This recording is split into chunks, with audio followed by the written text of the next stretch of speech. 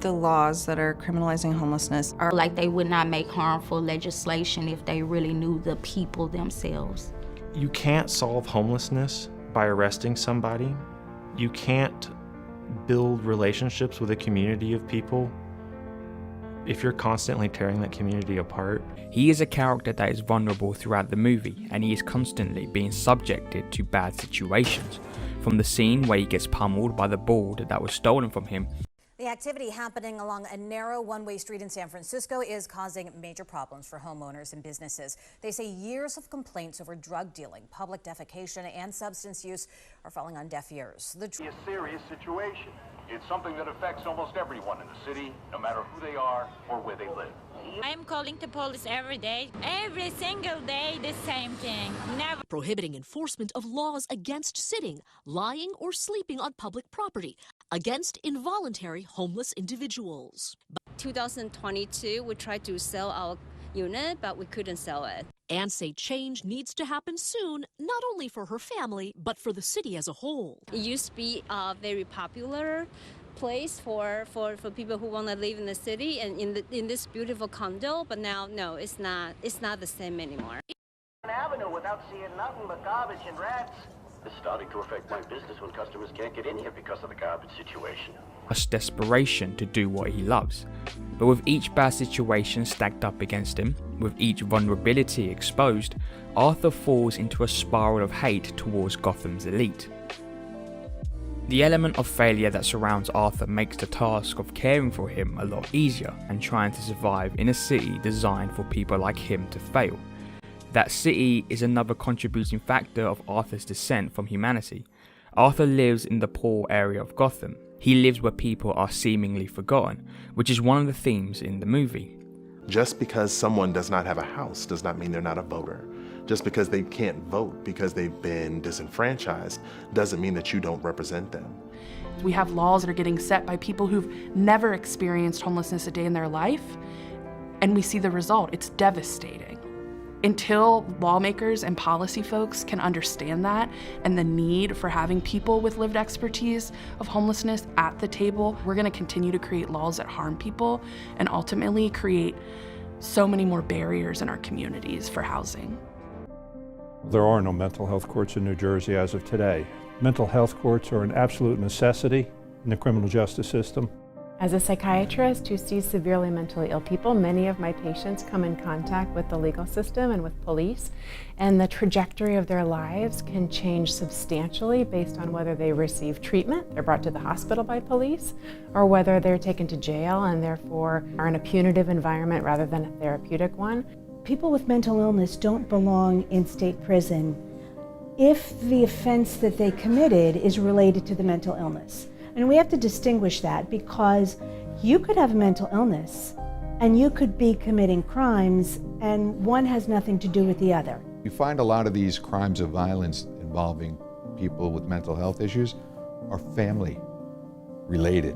We need to look at those cases, and we need to divert them out of the criminal justice system into treatment programs with court supervision. Approximately 14% of all the prisoners in prisons and in our jails suffer from serious mental illness. So when we have diversionary courts, we can keep a number of these people out of the system so that they're being treated and they're not being incarcerated. We must continue to crack down on crime.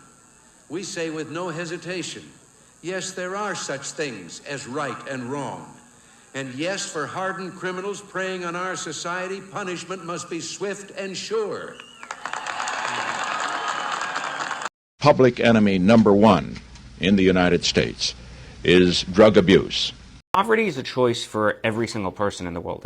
Are there risk factors for addiction? Or Absolutely. Like people, it might be socioeconomic, and for others it might be trauma, a history of trauma that can push people over. In order to fight and defeat this enemy, it is necessary to wage a new all-out offensive. Drugs are menacing our society. Arthur states to his counselor that he did not know whether he even existed, and even when he says that, he is ignored by the counselor that is trying to help him. The city that is supposed to protect Arthur is against him. from the rich elites like Thomas Wayne to the people who are supposed to be his friends and to those who even try to help. That city is collapsing over Arthur. I had a job, he had a job. We lost both of our incomes at once, and that's when we started sleeping in parks. I was really impressed by Courtney's voice and how she addressed the reality of homelessness in New York City. I'm sleeping in a park here, dude. There's no need to be rude to me on TikTok, too. In the months after the doc came out, I kept checking in and filming with Courtney, and a lot has happened, so I wanted to... I've learned so much in my time being homeless. So much about other people, and I want to change people's minds. Thank you so much. You're welcome. Housing status, if they feel safe in their housing, and then mental health. And I feel safe. I feel like I have a community. City that feels like there are no escapes. That same city that has divided its citizens from the rich and the poor. For Arthur. That is why he is not compassionate with the killings of the 3 Wayne Enterprise employees, because those 3 get the publicity and outcry from men like Thomas Wayne. If it was me dying on the sidewalk, you'd walk right over me. When the elites are affected, then Gotham reacts. Arthur is a symbol for those living in poverty without a voice.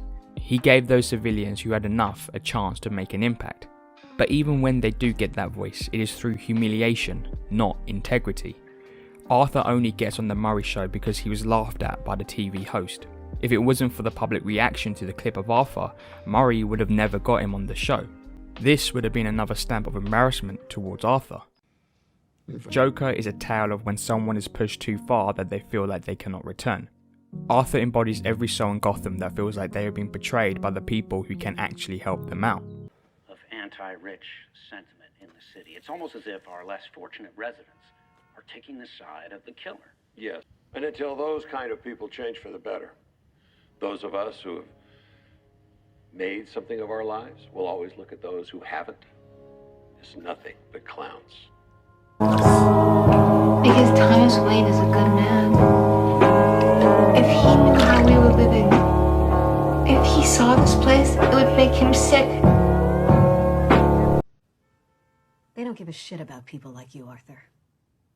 And they really don't give a shit about people like me either.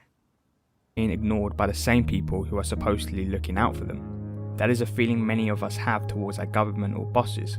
No one likes being ignored. And Arthur embodies that loneliness within Gotham. He loses his job, he is abandoned by 2 father figures in his life, Thomas Wayne and Murray, and finds out his mother isn't actually his real mother. Arthur is alone in the dense world of Gotham. Sure, the film sometimes feels like it wants to pat itself on the back for telling this kind of story, but it is a story that is important for a lot of individuals. Arthur becomes a symbol in this world that Dom knows to create the one thing that can stop his justice, and that is true justice. But the people of Gotham do not have that yet. All they have is Arthur, and with what Arthur gave them, the citizens form a tribe-like mentality, and us against them. So if addiction is a response to human needs not being met, then what's the solution? The solution is to meet human needs. So like a fresh start, I'm sure the first thing that a person will notice, and I trust that this is what they'll notice, is that people are not judging them, that people are accepting them. That means people are compassionate.